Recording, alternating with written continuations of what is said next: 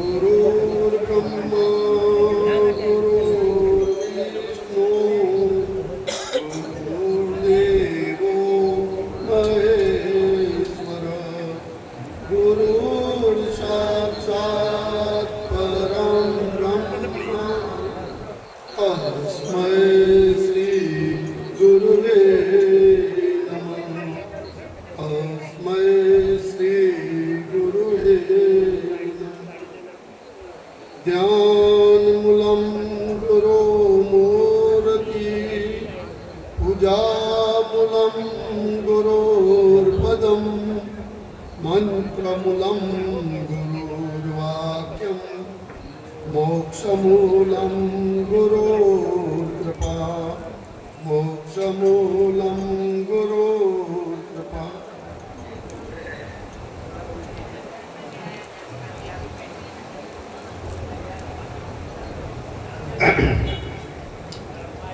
આજે આપણે વડોદરા મુકામે રમેશભાઈના આંગણે ગુરુ મહારાજનો આ એક સત્સંગનો પ્રવાહ ચાલી રહ્યો છે, એમાં આપણે સૌને સહભાગી કર્યા છે અને સત્સંગના માધ્યમથી આપણી પરમ ચેતના રૂપ આત્માનો આનંદને અખંડ આનંદનો અવિરત પ્રવાહમાં તળબોળ થઈ રહ્યા છીએ ત્યારે રમેશભાઈએ ખરેખર આપને બધા પ્રેરણારૂપ બનાવ્યા છે અને ગુરુ મહારાજે કીધું છે કે વાલા ઘરને આશ્રમ બનાવજો, એનું ઉદાહરણ રમેશભાઈ આપને પ્રેરણારૂપ આપે છે।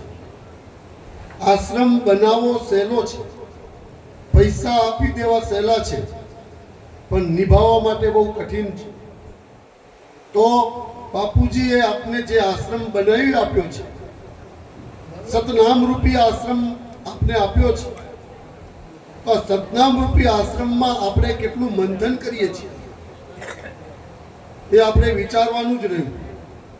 જો આપણે એનામાં વિચાર કરીશું તો કંઈક આત્મદર્શન માટે પામવાનું અવસર આવશે, પણ જો એ વિચાર જ નહીં કરીએ તો આપણે આત્મદર્શન કરવું છે કહેવાથી નહીં થાય।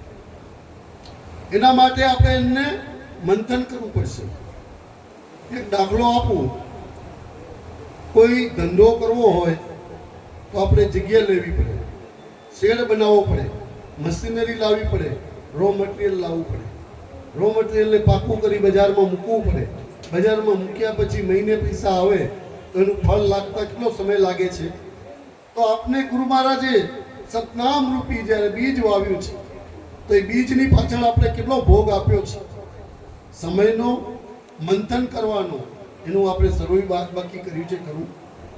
જગતમાં બધા જ ધંધાવાળા વર્ષને અંતે એક બજેટ બનાવતા હોય છે કે રૂપિયો ક્યાંથી આવશે અને ક્યાં જશે, એ દ્રશ્ય માત્રમાં છે અને દ્રશ્ય આમની સામે આપણે દ્રશ્યમાં ફસાઈ જઈએ છીએ। એટલે બાપુએ આપણે તો અદ્રશ્યમાં દ્રશ્ય કરતા અનેક ગણું આપી દીધું છે, તો એ અદ્રશ્યમાં આપણાથી સ્થિરતા કેમ નથી કમાતી એનો વિચાર આપણે કર્યો ખરો? આ દ્રશ્યમાં રહેલી વસ્તુ આપને સુખ દુઃખ આપે છે, ઘડીકમાં સુખ ઘડીકમાં દુઃખ આપે છે, પણ આપણે એની પાછળ પાગલ થઈ જઈએ છીએ। પણ જે અમૂલક વસ્તુ ગુરુ મહારાજે આપને આપણા ચિત્તમાં ચિતરાવી આપી છે સતનામ રૂપી, તો એ સતનામ આપણે કેમ નિષ્ઠાથી નિશ્ચયમાં આવતું નથી? જો નથી આવતું તો એની કચાશ આપણી પોતાની કે બીજાની? જો આપણી પોતાની હોય તો આજથી નક્કી કરજો વાલા કે આપણે આ સત્સંગમાં જઈએ છીએ ખરા, પણ સતનામની નિષ્ઠા પાકી કેટલી કરીએ છીએ? જો આ નિષ્ઠા પાકી નહીં થાય તો એ સત્સંગમાં આવવાનો કોઈ મતલબ નથી। બાપુ ગુરુ મહારાજ કહે છે અમૃતધારામાં કે ભાઈ સત્સંગ ભલે કરો, પણ સત્સંગ કરશો કેવી રીતે, એની રીત શું છે? કઈ રમેશભાઈનું આમંત્રણ છે, યાર નહીં જવું તો ખરાબ લાગશે, વડોદરામાં બે ચાર મિત્રો છે એ બોલાવતા તો નહીં જવું ખરાબ લાગશે, આ ભાવનાથી આવું હોત નહીં આવો। સત્સંગમાં પોતાના આત્માના દર્શન કરી અને અખંડ આનંદમાં પ્રવૃત્ત થવા માટે જ આપણે સત્સંગમાં આવવાનું છે, કોઈનું માધ્યમ પકડવાનું નથી। માધ્યમ બધું દ્રશ્યમાં પડ્યું છે ને આવતું જતું છે, અને દ્રશ્ય માત્ર દુઃખકારક છે. આપણે તો કેવી અનુભૂતિ કરાવી ગુરુ મહારાજે, અને ગુરુ મહારાજના દેશમાં લઈ ગયા આપને, અને ત્યાં આનંદમાં બધા તરબોળ થઈ ગયા. પછી કે તમે નીચે ઉતરવું પડે, તો કે ના, અમારે તો એ પરમ શાંતિ છે, હવે અમારે નથી જોવું. હે, બધાથી આપણી દશા હતી ને. કેમ કે જ્યાં સુધી અખંડ આનંદનો અનુભવ નહોતો કર્યો અને દેહના અધ્યાસથી ચાલતા હતા, ત્યાં સુધી દેહ વાળું જ આપણે સારું ભાલું લાગતું. પણ ગુરુ મહારાજે એક ધડાકે દેહને છેદ કરી, નામ રૂપ ગુણનો છેદ કરી અવિનાશી ઉઠાવી દીધો. એટલી વારમાં ફરી ગયા અને પાછા પરમધામમાં પહોંચાડી દીધા. પછી નીચે ઉતરવાની વાત નથી કરતા. કેમ? પણ એ જે છે, એ જે સમય આપણા માટે હતો, એ સમય કાયમ રહે છે ખરો? એ આનંદનો અત્યંત આનંદનો જે સમય છે એ આપણામાં રહે છે ખરો? કેમ નથી રહેતો? હજુ દેહ અધ્યાસ છે ને, છૂટતો નથી. માયાનું આવરણ ભેદાતું નથી. કામ, ક્રોધ, મદ, મોહ, લોભ, આશા, તૃષ્ણા, વાસામાંથી મુક્ત થવાતું નથી. ત્યાં સુધી આ મળે એવું નથી.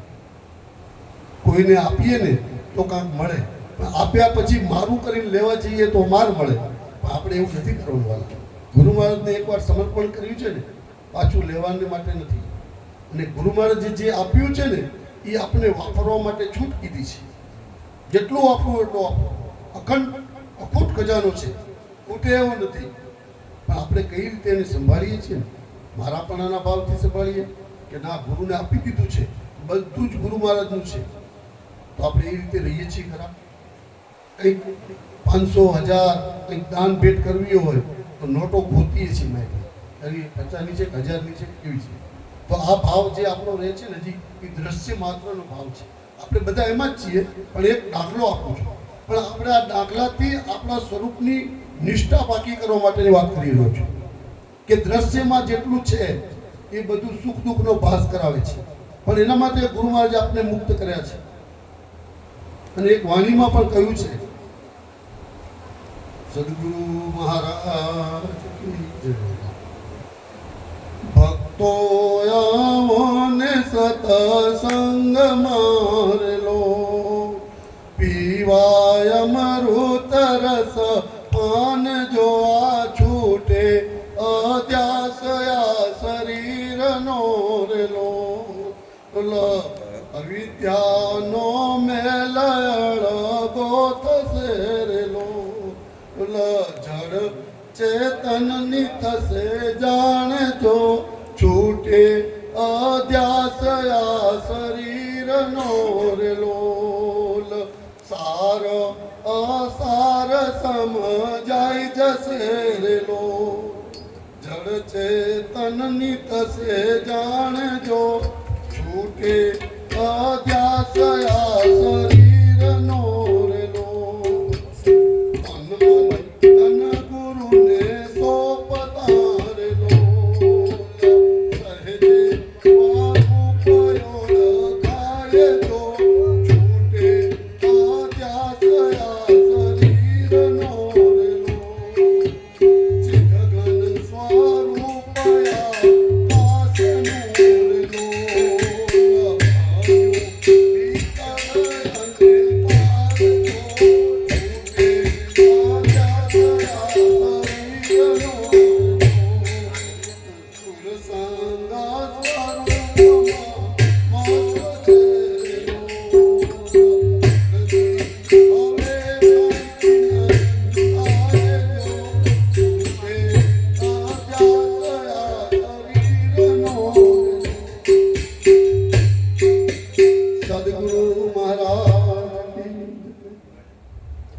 ભજનના શબ્દ આપને સૂચવન કરી રહ્યા છે. ભજન ગવાય ખરું, પણ એની રીતથી ગવાય અને આપણા સ્વરૂપ સાથે ગવાય તો એ આનંદને માપ ના હોય. અને દેખાડા માટે ગાઈએ ને તો એ મજા માણે, આનંદ રહે, પણ ક્ષણિક રહે, કાયમ ના રહે. પણ સ્વરૂપ સાથે ટચ થઈ ગયું, તમને જે આપવામાં આવેલું નિજ નામ છે એની સાથે રહી ને જો આપણે ગાઈશું ને તો એનો જે અંદરનો ભાવાર્થ છે, જેમ દૂધમાં ઘી છે અને અને ઘી પૌષ્ટિક છે એમ આ શબ્દનો મર્મ આપને પૌષ્ટિક લાગશે. શરીરને જેમ અન્ન પાણી આપીને પોષણ કરીએ છીએ ને એમ આપણા આત્માને જો આ શબ્દરૂપી ભજનની વાણી જો આપણે પૌષ્ટિક બની જાય ને તો જ્યાં બેઠા છો ત્યાં આનંદ આનંદ આનંદ સિવાય બીજું નથી. આ ભજનમાં કહેવામાં આવ્યું છે શરીરનો અધ્યાસ છોડો. અને ગુરુ મહારાજે આપણે શું છોડાવ્યું છે? તન મન ધન છોડાવ્યું છે. ને વાણીમાં એ જ કહેવાયું છે.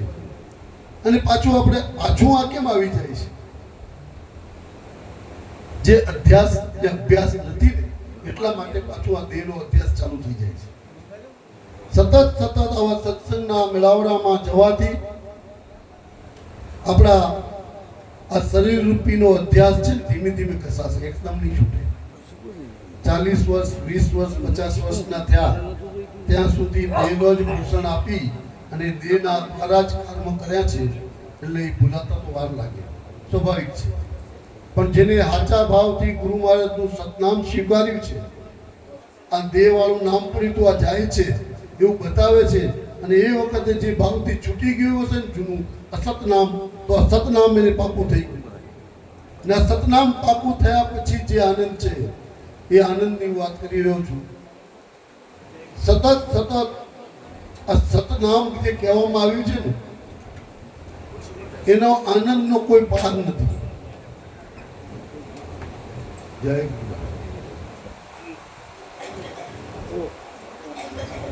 અવિદ્યાનો મેલ રહે ક્યાં? દ્રશ્ય માત્રમાં. શરીર આખું અવિદ્યાથી ભરેલું છે, ગંદકી વાળું છે. અને ગંદકી જગતમાં સાફ કરવા માટે આવે એ હરિજન કહેવાય. પણ ગુરુ મહારાજ તો એ કરીને આપણી ગંદકી દૂર કરી છે. વાલા, આ ગંદકી દૂર કરવાનું કામ કેટલું કઠિન છે અને ગુરુ મહારાજે એ કામ કરીને દયા ભાવ આપ્યો છે. જગતમાં પોતાના સ્વરૂપમાં રહીને અખંડ આનંદ આપતા રહ્યા છે.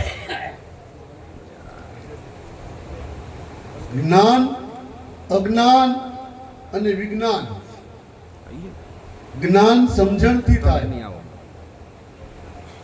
વિજ્ઞાન વિશેષ પ્રયોગ કર્યા પછી વિજ્ઞાનથી જ્ઞાન પ્રાપ્ત થાય. અને અજ્ઞાન તો આ જગતમાં છે જ. અજ્ઞાનમાંથી નીકળી જાય તો જ્ઞાન સ્વરૂપ થઈ સમજણના ઘરમાં આવી અને આ સત્સંગના એક એક શબ્દ સમજી શકશે. પણ અજ્ઞાન ભરેલું હશે તો એ વ્યક્તિ એવું બોલશે કે આ સત્સંગના શબ્દો કહે છે મારે ઉપર જાય છે. તો આ અજ્ઞાનનો જે સ્થિતિ છે દરેક જીવાત્માની આ જ સ્થિતિ છે. અજ્ઞાનમાંથી જ્ઞાન સ્વરૂપ થવું હોય તો મહાપુરુષના ચરણોમાં જઈને બેસવું પડે. સત્સંગમાં જઈને એના સત્સંગ રૂપી પાણીથી ધોવું પડે. ત્યારે અજ્ઞાન છૂટે છે. છૂટે ખરું પણ હજી સ્વરૂપનું જ્ઞાન ના થાય. રૂપનું જ્ઞાન આવે પછી થોડું થોડું કે હું કાકો છું, ભાઈ છું, પણ મારે ભાઈની ફરજ છે તો મારે એનું જ્ઞાન સમજણ હોવી જોઈએ. હું મોટો છું તો મારે આ કામ કરવું જોઈએ. પણ સ્વરૂપની ઝાંખી તો ગુરુ મહારાજની જ્યારે સમર્પણ ભાવ આવે ને ત્યારે જ સાચું એ સ્વરૂપનું દર્શન થાય. અને જ્યારે સ્વરૂપનું દર્શન થાય એટલે રૂપ ભાવ બધો છૂટી જાય. દરેકમાં રહેલા પરમ ચેતના પરમાત્મા રૂપી આત્મા વસે છે. આત્મા પણ એક શબ્દ છે, એને રૂપ નથી. પણ જ્યારે આત્માનું દર્શન ગુરુ મહારાજ કરાવે છે અને એ વખતે સબૂત કહેતા જે આપણી સ્થિતિ થાય છે, જાગૃતતા આવે છે આપણી, એ જાગૃતતા કાયમ ટકી રહેવી જોઈએ. બોધમાં ઘણા બેઠા હોય 15 જણા, પણ સબૂર તો એક જ ને ઝાટકો આવે. બાજુવાળાને ઝાટકો આવે તો સાચો, બાજુવાળાને ઝાટકો ના આવે તો એ બોધ લીધો પ્રમાણ નથી.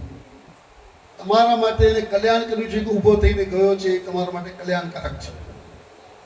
પણ આપણે એની સાથે જોડાયેલા છીએ એવું ભાન ના, એ તો ગયો અરે ઉતાવળો નથી, તમારા કલ્યાણ માટે ગયો ને તમે બધા જોતા રહી ગયા. અને આ સબૂરી વખતે જે સબૂર છે ને એ વખતે જાગી જવાનું છે. જેમ મીરાબાઈ ભજનમાં ગાયું કે વીજળીના ચમકારે ઉતી પ્રભુ આ એ સમય હતો. બોધ વખતે સ્વાભાવિક છે, પહેલી વખત બોધ લે એટલે કોઈના કહેવાથી જાણવાથી કંઈક સારું લાગવાથી જાય ખરા, પણ તે વખતે બોધમાં એટલી સમજણ જે વખતે બોલે ત્યારે સમજાય, પણ પછી જાય તો બોધ સારો હતો અને હમણાં ના બીજા બોધમાં જવું ને ત્યારે મને ખબર પડે.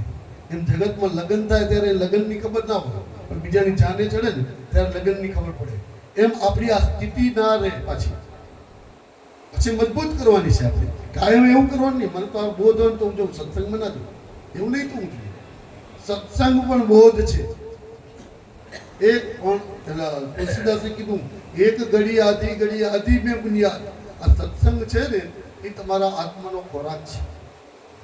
અત્યારે કોઈને કેવા શબ્દ થઈને બેઠા સાંભળી છે, પણ લગ્ન પ્રસંગમાં ગયા તો 5 મિનિટની વાતો કરતા હોય, પણ ઓલિયાની વાત સાંભળાય તે આ બાજુ સંભળાય નહીં, એટલું બધું ભૂકાટો. પણ સત્સંગનો પ્રભાવ જુઓ, આ સત્સંગની લીલા ગુરુ મહારાજ આપી રહ્યા છે. આ બોલાવે છે ગુરુ મહારાજ અને સાંભળે છે ગુરુ મહારાજ. તમે હું નથી, આ દેવાળા નથી, બોલનાર સાંભળનાર એક થાય છે. કોઈ ઊંચ નથી, કોઈ નીચ નથી, બધા સમાન એ ભાવે આપણે ગુરુ મહારાજે પીસ્યું છે. અને એ જ સ્થિતિ આપણી અંત સમય સુધી રહે તો જ આપણે ગુરુ મહારાજના સાચા શિષ્ય છીએ. અને જો વચ્ચે કંઈક ઊંચું નીચું આવી ગયું તો સમજી લેવાનું નીચે પડતા વાર નહીં લાગે. બોલે બોલાવે અને જે અનુભવ કરાવે છે ને એની બહુ બલિયારી છે. સતત આપણે આ જીવનમાં બાપુજીના જેટલા ગુણ ગાઈએ, જેટલો ઉપકાર માનીએ એટલો ઓછો પડે એમ છે. બાપુજીએ જીવનમાં કેટલી કષ્ટ વેઠી અને આ બોધની યુક્તિની જે કળા શીખ્યા છે ને જાતે અનુભવ ને આપણે સહેજમાં આપી છે. તો સહેજમાં આપેલીની કદર કરવી આપણી ફરજ છે. જો કદર નહીં કરીએ ને તો નુગણા છીએ, ને નુગડામાંથી બહાર કાઢવાવાળા કોઈ નહીં મળે છે. એટલે બાપુજીની જે પરંપરા છે, બાપુજીએ જે પ્રતિજ્ઞા આપી છે, જ્યાં જ્યાં વચનના અધિકારી બનાવ્યા છે અને 4 આજ્ઞાઓ આપ્યું છે. હું એનો ઉલ્લેખ કરતો નથી, બધાને ખબર જ છે, પણ આપણે એમાં નિષ્ઠાથી રહેવાનું છે. આ જો 3 વસ્તુ જો આપણે નિષ્ઠાથી કરીશું તો એક દિવસ આપને જરૂર આનંદ અખંડ વહી રહેશે. એટલે લેવા નહીં જવું પડે, તમારી અંદર જ આનંદ છે. પણ આ જે આવરણો છે ને એ આવરણો ભેદાતા નથી. ગુરુમાં જે ભેદ્યા છે ખરા, પણ પાછા આવી જાય છે. ખેતર હોય, ઘઉં નાખ્યા હોય, વાડે કરી હોય, પણ કોઈ ભાઈ રસ્તો કરવાનું છીંડું પાડે તો પાછું આવી જાય, ભૂગવું તો પડે ને. એમ આપણા જીવનમાં બોધ આપ્યો છે તો બોધમાં ક્યાંક માયારૂપી આવરણ આવી જાય તો આપણી સમજમાં તો હોવું જ જોઈએ. આવે ભલે આવે, પણ એને દૂર કરવું પડે, પાછું એ બેહાડી દેવાનું. બેહાડી દેવા તો આપણે જ ખાઈ જાય. આ સ્થિતિ આપણે ગુરુ મહારાજે આપી છે. તો અને એક ભજન બીજું એક કહી દઉં, જાગને ઓ જીવડા જોજે હવે ઊંઘી સમા, કરેલા કોલને હવે તું બોલી સમા, જન્મો જન્મથી ઊંઘતો તું આવ્યો, હરી ભજવાનું હવે ભૂલી સમા, વાતોના વાયદા હવે તું કરી સમા, કરેલા બોલને હવે તું બોલી સમા, હું ને મારાની કરજે તું હોળી, હાથમાં દીપક લઈ કુએ પડી સમા, રામ નામનો મહિમા અપાર છે, હરિ ભજે તેનો પેડલો પાર છે, મો માયામાં મસ્ત બની સનઈ, કરેલા કોલને હવે તું ભૂલી સમા, જાગને હો જીવડા જોજે હવે ઊંઘી સમા, કરેલા કોલને હવે હું ભૂલી સમા. સદગુરુ મહારાજ આ ભજન બોધ લીધા પછી જાગી ગયા છે, એના પછીનું આ ભજન છે. એ ગુરુ મહારાજ ટકોર કરે છે, ભાઈ હવે તમે જાગી ગયા છો.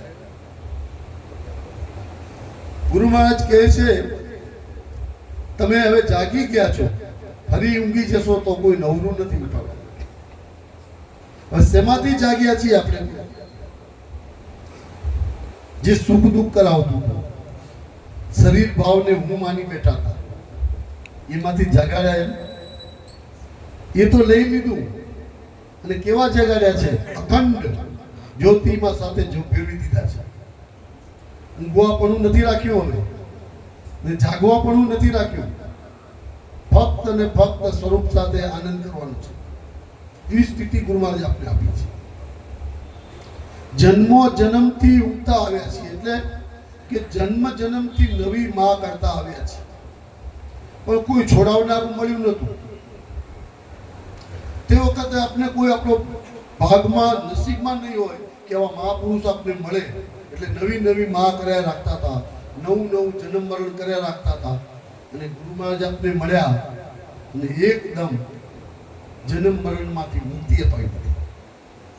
મરીને જીવાડીને મરજીવા બનાવ્યા અને જગતમાં રમતા કર્યા. વિચાર કરો કેટલી કરુણા અને દયા આપણી ઉપર ઉતારી.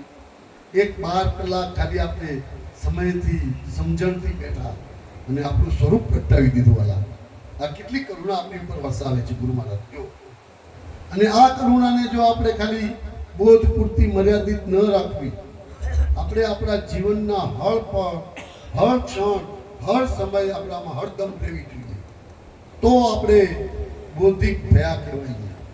નહીં તો હતા ત્યાં ના ત્યાં. જન્મો જન્મથી ઊંઘતો આવ્યો, હરી ભજવાનું ભૂલી ગયો. આ મનુષ્ય જીવાત્મા જ આ ભક્તિ કરી શકે. કૂતરા બિલાડા હાથીને કઈ ભક્તિ કરો તો થાય, અને એ ભક્તિ કરે તો એને મુક્તિ મળે ખરી. પણ મનુષ્ય જીવન જ એવું છે કે આપને મુક્તિનું સાધન મળ્યું છે. અને આવા મહાપુરુષ ગુરુ મહારાજ મળ્યા છે, અને આવા સત્સંગનો પ્રવાહમાં આપવું જોડે આપણે સત્સંગનો આનંદ માણી રહ્યા છે. કેટલો અનેરો લાભ આપણા જીવનમાં મળી રહ્યો છે, તો એનો ઉપયોગ તો આપણે જીવનમાં કરવો જોઈએ. આજથી અહીંયા લઈ જઈએ અને સતત વાગોળતા રહીએ, અને હવે આ જન્મ મરણના ચક્કરમાં ફરી ના જાય. અંત સમય આવે ત્યારે આપણું મન સ્થિર ક્યાં થાય છે એનું અત્યારથી જ ગણવાની કરવી પડશે. જો અંત સમયે મન જો માયારૂપી જગતમાં ફસાઈ ગયું તો પછી જન્મ મરણ છે ત્યાં ગુરુ મહારાજ તમને છોડાવવા નહીં આવે કે આપણે તો બોધ લઈ લીધો, આપણે જન્મ મરણ નથી. હવે વાત કરવાનો વિષય નથી, અનુભવવાનો વિષય છે, માણવાનો જાણવાનો વિષય છે, અને એમાં સ્થિર થવાનું છે. વાતોના વાયદા હવે તું કરીશ નહીં. એટલે જગતમાં જે કરતા હતા પહેલા, વાતો કરતા, પહેલા મસ્ત જીવન જીવતા, તો એ હવે ફરી નહીં થાય. છોકરી ઘરે કુંવારી હોય ત્યાં સુધી ગમે એમ વર્તે તો બધા ઘરે ચલાવે, પણ જ્યારે દીકરીને પરણાવીને સાસરે વળાવીએ ત્યારે સાસરાની રીત પ્રમાણે એને રહેવું પડે. ન ગમતું હોવા છતાં પણ રહેવું પડે. 4 દી 5 દી 6 દી મહિને એને સુધરી જવું પડે. ને જો ના સુધરે તો શું થાય? એમ ગુરુ મહારાજનો બોધ લઈને આપણે જ્યારે પરણ્યા છીએ તો બોધની સ્થિતિ પ્રમાણે ના રહીએ તો આપણી આવા દશા કેવી થાય? આ વાત આપણે એ કહે છે કે વાતોના વાયદામાં નહીં આવવાનું. આપણો સંગ ક્યાં હોવો જોઈએ? શુક્રા જોડે, ગુરુભાઈ જોડે, સત્સંગ જોડે, જેની સાથે બેસો ને એવી સોબત આપણામાં આવે.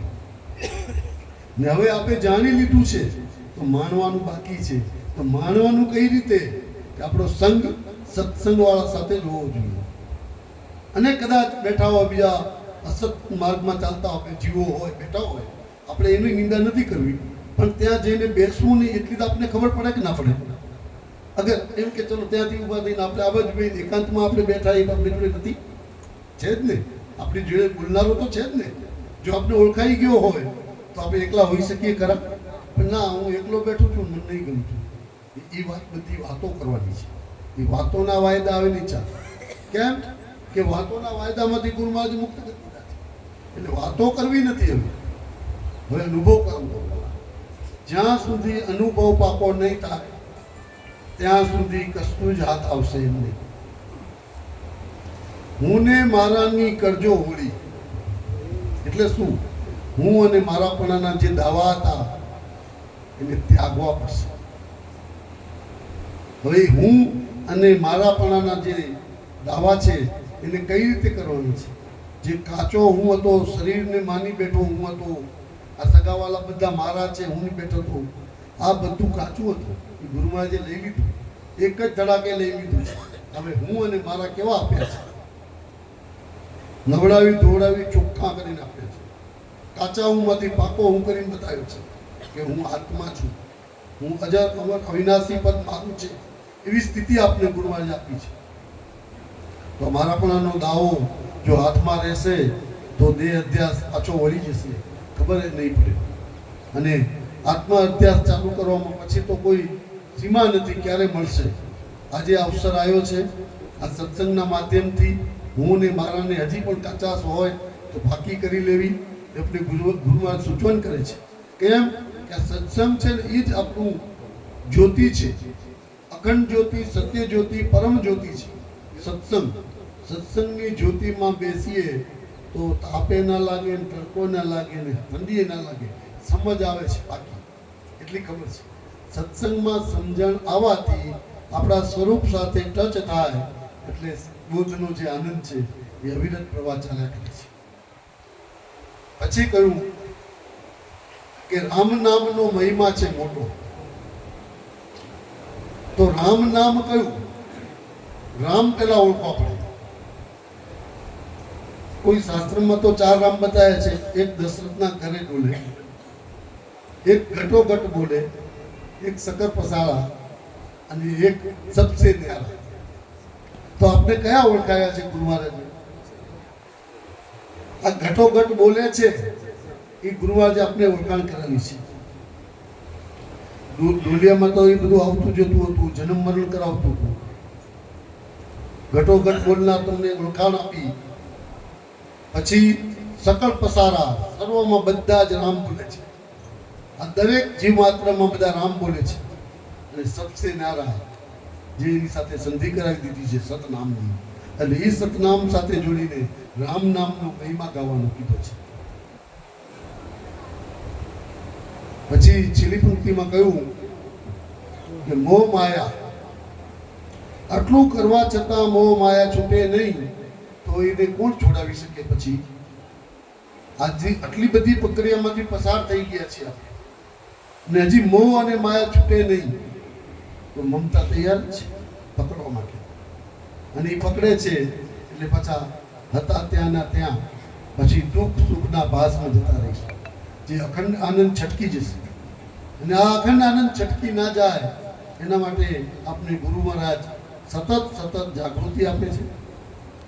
સતત આપણે બધાની ફરજ બને છે કે આવા આપણી પાસે ગુરુ મહારાજે કંઈક આપ્યું હોય તો સત્સંગનો માહોલ ઊભો કરી, ભજન ભોજનનો ઘરે સંતોને બોલાવી અને સત્સંગના માધ્યમથી આપણી દિવ્ય ચેતનાને ઉદ્ધવગામી બનાવીએ. વિશેષમાં અહીં ઘણા ગુરુભાઈઓ બહેનો બેઠા છે.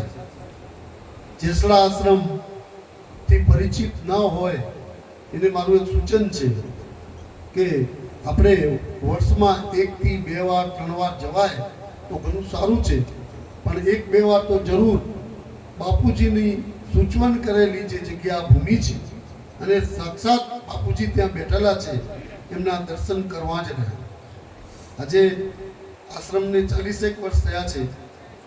પહેલાં હું એટલો બધો પરિચિત નહોતો, પણ ગુરુ મહારાજે 3-4 વર્ષથી જે કંઈ આ સાધન દ્વારા સેવા કરવાનો આપણે મોકો આપ્યો છે એને ધન્યવાદ આપવા ઘટે કે ગુરુ મહારાજ આપને એ રસ્તે આપણે લઈ જાય છે.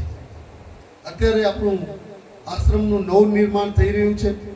40 વર્ષની જર્જરિત થઈ રહેલી રૂમોને અત્યારે બનીને તૈયાર થવા આવી છે. ટૂંક સમયમાં જ આપણે ત્યાં એક સંત મેળાવડો કરવાનો છે. તારીખ નક્કી થઈ નથી, પણ એક જાણકારી આપું છું અને ટૂંક સમયમાં થશે એટલે આપણે આશ્રમ તરફથી જાણકારી આપવામાં આવશે અને બાપુ પણ ત્યાં એ પ્રોગ્રામમાં આપને અમૃતવાણીનો લાભ પણ આપશે. વિશેષમાં આપણે આ આશ્રમથી થોડા જોડાયેલા રહીશું ને તો ગુરુ મહારાજ આપણી ઉપર ખૂબ ખૂબ દયા ઉતારશે. ઘરે આશ્રમ બને એ બરાબર છે, પણ એક જે આપણે બાપુજી ના કહેતા છતાં એક આશ્રમ બનાવ્યો, તો એ આશ્રમમાં જવાથી આપણે નિભાવવાનું, સેવા કરવાનો એક મોકો મળશે. પણ જઈશું જ નહીં તો સેવા કઈ રીતે કરીશું? અને બાપુજી આપી છે સંપ સેવા સદાચાર પ્રેમે શોભી રહ્યા. હવે જો સેવાનું એક ખાલી એમાં કશું જ કરવાનું આવતું નથી. સંપમાં તો બે જણાનો ઝઘડો હોય તો વચ્ચે ત્રીજો જોવું પડે, પણ સેવા તો જાતે જ કરવાની છે. તો જઈએ તો સેવાનો ભાવ ઉભો થાય. સદાચાર પાળવું છે, પ્રતિજ્ઞાબદ્ધ જીવન જીવવું છે, આચરણ આપણું સુધરી જાય, આપણા આચરણથી બીજાને બોધ મળી જાય એવું જીવન જીવન કીધું છે ગુરુ મહારાજ. ગુરુ મહારાજ કહે છે કે અમે તો અમારી રીતે ઊભું કરેલું જ્ઞાન તમને આપ્યું છે, અમે તર્યા છીએ ને તમને તારવા માટેનો મૂક્યું છે, પણ તમે તારવા માટે પ્રયત્ન તો કરવો જ પડશે ને. આપણે એ રસ્તે જવું તો પડશે જ ને. આપણે તો મુખ્ય વાત છે, દેહ અધ્યાસ તૂટે તો આત્મ અધ્યાસ જાગે, બંને ભેગા રહેશે નહીં. દોનો દુગામાં નહીં મળે રામ કે નહીં મળે માયા. માયામાં રહેવું તો માયાથી જીવન જીવીને જન્મ મરણ કર્યા રાખો, અને રામ સાથે ભણવું હોય તો ગુરુ મહારાજે જે રીતે આપણે કહ્યું છે આજ્ઞા પ્રતિજ્ઞા વચનમાં રહી અને જીવનને ધન્યતા તરફ લઈ જઈએ. આ બધા માન્યને તમને બંને લાગે છે, બધાને લાગે છે. એમાંથી આપણે ક્યાં છીએ એનું સરવાળો બાકી કરી અને એમાં જે કચાશ હોય ને એને શોધતા રહેશે. શોધતા એનો રસ્તો મળશે આપણે, પણ શોધવાનો પ્રયત્ન જ નહીં કરીએ તો રસ્તો મળે ખરો? કોઈ ગામ જવું હોય તો ચાલીને નીકળી તો રસ્તો મળે ને, કોક મળે ભાઈ આમ જાઓ, પણ જઈએ જ નહીં. ઘરે બેઠા બેઠા કહીએ કે બાર જવું છે ના જવું. એમ આ ગુરુ મહારાજે જે આપને જ્ઞાન આપ્યું છે ને એને વાગોળવું પડે, મંથન કરવું પડે, તો જ આપણે એની સાચી આનંદની અનુભૂતિ માણી શકીએ.